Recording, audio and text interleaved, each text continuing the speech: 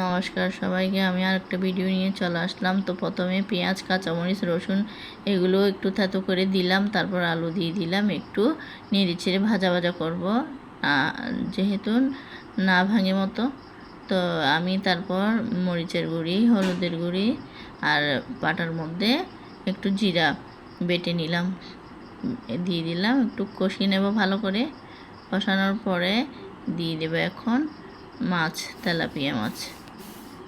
তো তেলাপিয়া মাছগুলো দিয়ে এখন একটু কষিয়ে নেব ভালোভাবে। তো পাশে গোটা গোটা কতগুলো মরিচ দেখছিলেন, ওগুলো গত 2 দিন আগের ভিডিওতে আমি দিয়েছিলাম। তো আগে করে নিয়েছিলাম ভিডিওটা। তা এখন করব আমি শাক, ঢেঁকি শাক ভাজি। ঢেঁকি শাক কার কার পছন্দ। তো আমি অনেক দিন পর এটা বাজার থেকে আনলাম, খেয়ে দেখেছি অনেক স্বাদ হয়েছে। তারপরে লবণ দিয়ে আমি একটু হাত দিয়ে নেড়ে ছেড়ে দিলাম। তারপর একটু ভালোভাবে নাড়াচাড়া করার পর দেখুন হয়ে গেল আমার ঢেঁকি শাক ভাজি।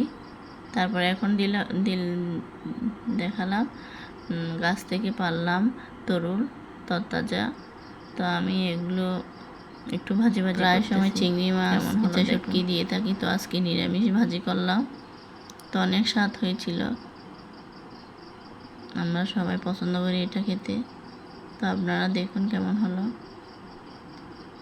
আমি প্রতিদিন একটা না একটা রেসিপি দিয়ে দিই, তো কার কেমন লাগে একটু বলবেন। তো দেখুন কাঁকড়া ভাজি করতেছি একটা একটা করে।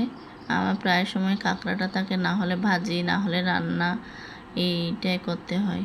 আমার মেয়ে খুব পছন্দ করে এটা কাঁকড়া খেতে, তা ওদের জন্য প্রায় সময় কাঁকড়াটা এনে রাখি।